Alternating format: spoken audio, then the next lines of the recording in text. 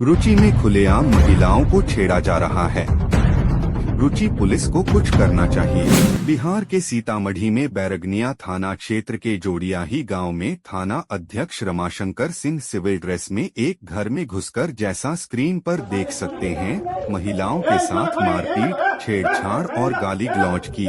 यह सब कुछ 23 दिसंबर को हुआ, जिसके घर में रमाशंकर सिंह घोसा, उनका नाम रेशमा खातून है। उनका बयान सुनिए। और उनको गालियां दे रहे थे, घसीट रहे थे और बोल रहे थे। इस तरह से हम लोगों के साथ पुलिस दुर्व्यवहार कर रही थी।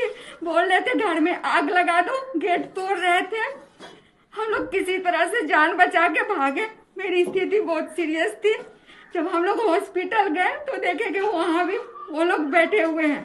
हम लोग फिर भी किसी तरह से जान बचा के कहीं कहीं छुपे। रात भर पुलिस हम लोगों के गांव में आके बहुत ये कि मेरा मोबाइल फोड़े और हम लोगों को बहुत धमकाए कि तुम लोगों को पूरी जिंदगी कोर्ट दौड़ाएंगे। अगर पुलिस ऐसे होते हैं तो फिर रक्षक किसे कहते हैं।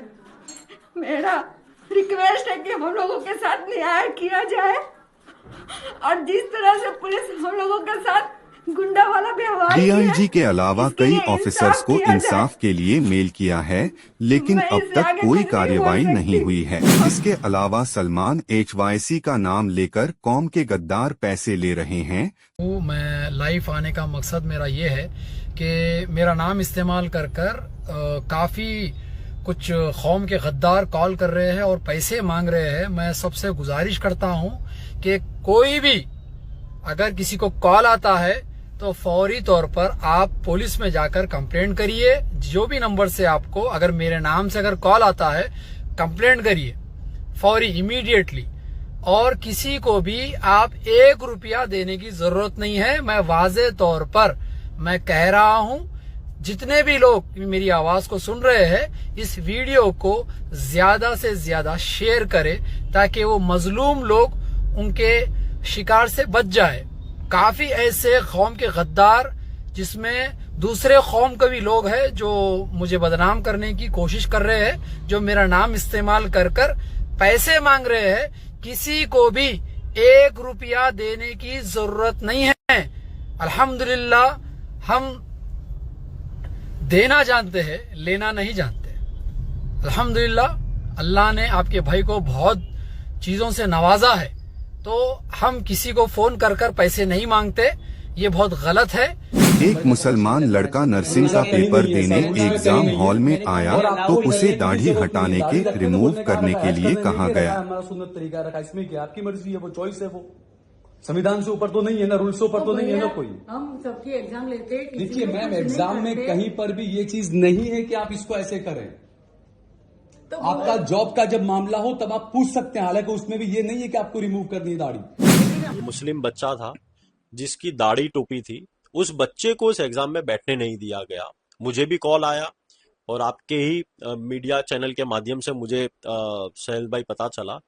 लेकिन सबसे बड़ा सवाल तो आज ये उठता है कि इस देश में कट्टरपंथी उस लेवल पर आ चुकी है कि आज छात्राओं को भी उसका सामना करना पड़ रहा है। ये बहुत बड़ी शर्म की बात है। मैं मानता हूं कि गुजरात हिंदुस्तान की एक कट्टरपंथी की सबसे बड़ी ब्रांड फैक्ट्री है, जहां पर हिंदू मुस्लिम का जो एक कट्टरपंथी की सोच, RSS की सोच, और कहीं ना कहीं मैं मानता हूं कि आज वो सोच कॉलेज लेवल पर भी आ चुकी है। मैंने भी आज municipal deputy commissioner Bharat Parmar ji से बात करके ये स्ट्रिक्टली कहा है कि गुजरात यूनिवर्सिटी को LG अस्पताल में अब किसी भी प्रकार का एग्जाम के लिए सेंटर ना दिया जाए। यदि इस प्रकार का रवैया गुजरात यूनिवर्सिटी का रहा तो गुजरात यूनिवर्सिटी के लिए कड़क आंदोलन के लिए तैयार रहे। और आखिर में आतंक का दूसरा नाम GST।